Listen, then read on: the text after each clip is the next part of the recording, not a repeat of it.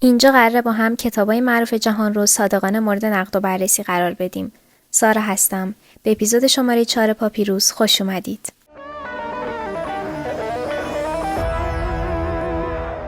سلام دوستان، حالتون چطوره؟ امیدوارم هر جا که هستید دلتون شاد و لبتون خندون باشه.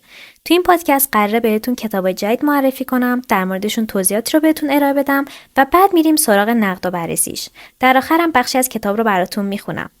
کتابی که امروز براتون انتخاب کردم مجموعه خوردم کن اثر خانم طاهره مافی به ترجمه خانم شبنم سعادت هستش.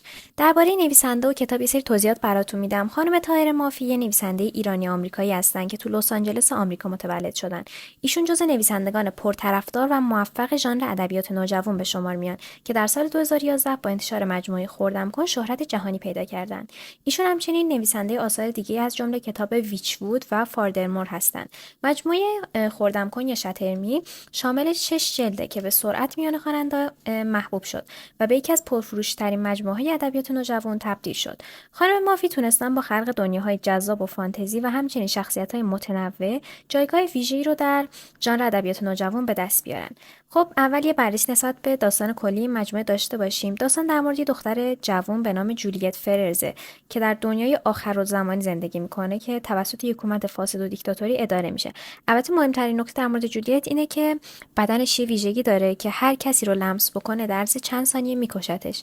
به دلیل این قدرتش هم جولیت سالها توی انزوا و زندان زندگی کرده. ولی توی ابتدای داستان جولیت توسط حکومت دستگیر میشه و به یه اردوگاه منتقل میشه که تو اونجا با پسری به نام آدام آشنا میشه و حتی متوجه میشه بعضی آدما در مقابل قدرتش ایمنن، ولی خب نمیدونه چطوری. حالا فرمانده اون منطقه‌ای که جولیت توی اردوگاهشه، یعنی همون آروم وارنر، میخواد از این قدرت جولیت برای شکنجه مخالفاشون استفاده کنه که البته جولیت همین چیزی رو نمیخواد. خب بریم سراغ نقد و بررسیش. خب ببینین این کتاب بین رنج سنی 12 سال به بالا که رنج سنی خوندن این مجموعه است طرفدارای زیادی داره. ولی به نظر من اگه حداقل 4 تا کتاب فانتزی خوب خونده باشید متوجه میشید چقدر میتونه آبکی باشه. خب با نهایت احترام به این مجموعه و طرفداراش بررسیش میکنیم. اولین موضوعی که به نظرم انتقاد پذیر بود پلات ضعیف و تکراری این کتابه. یعنی چی؟ خب ببینید پلات به زبان فارسی بهش میگن پیرنگ که حالا کسی هم از این اصطلاح استفاده نمیکنه. ولی خب به هر حال معنیش میشه ساختار، چارچوب و نظم و ترتیب منطقی حوادث توی اثر هنری یا ادبی. یعنی وقتی بهتون میگم پلاتش ضعیفه، یعنی که خب ماجرای دختری که حالا قدرت‌های استثنایی داره و داره از حکومت تاکسیکشون فرار میکنه تو خیلی از کتابای فانتزی ادبیات نوجوان وجود داره و خب زیاد خلاقانه نیستش، تکراریه.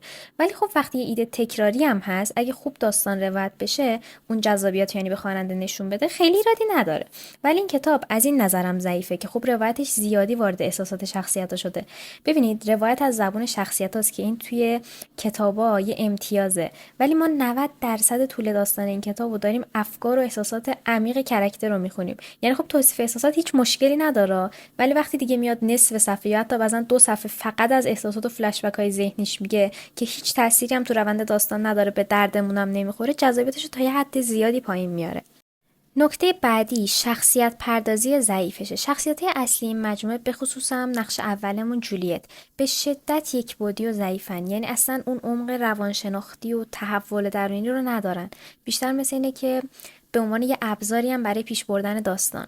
مورد دوم پیچیدگی بیش از حدیه که این داستان میتونه داشته باشه. یعنی یه دنیای کاملا فانتزیه که معماهای متعدد داره، باعث میشه خواننده داستان رو گیج کننده ببینه و گاهی خوندنش سخت باشه.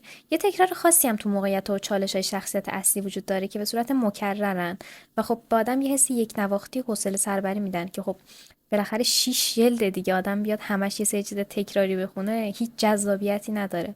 یکم علیرغم موفقیت تجاری که این مجموعه داره، از نظر ادبی و داستانی ضعف‌های جدی داره و مهمترین دلیل قابل انتقاد بودن این کتاب به نظر من کلیشه‌ای بودنشه. یعنی ببین از کلیشه‌های رایج آثار ادبی نوجوان خیلی زیاد داره.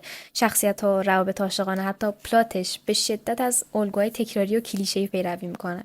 یعنی در مجموع اگه بخوام به این کتاب از 1 تا 10 امتیازی بدم، بهش 4 میدم به دلیل خب همه ضعفایی که براتون توضیح دادم.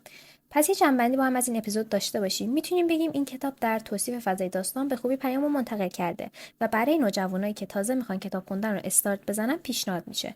با این حال آثار خیلی قوی‌تری از این مجموعه وجود داره که ایرادایی مثل ضعف در شخصیت پردازی، کلیشه بیش از حد، تکراری بودن داستان و ایرادای از این قبیل رو ندارن. حالا بخشی از کتاب رو واسهتون میخونم. 264 روز است که زندانی شدم.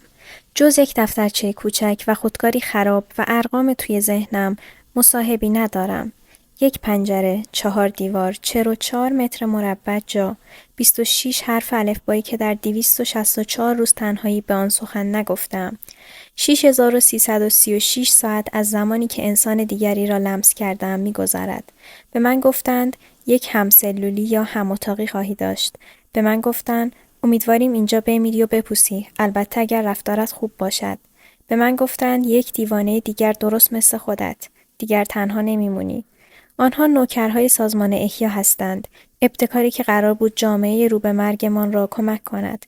همان آدم‌هایی که من را از خانه پدریم بیرون کشیدند و در آسایشگاهی زندانی کردند.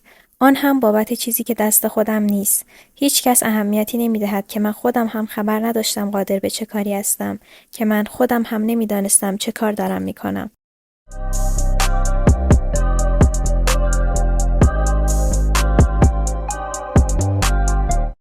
خب دوستان، به پایان این اپیزود رسیدیم. یادتون نره که نظراتتون رو حتما برام توی کامنت ها بنویسید و حتما لایک و پادکست رو سابسکرایب کنید. تا یه جمعه دیگه و یه اپیزود دیگه، خدا نگهدار.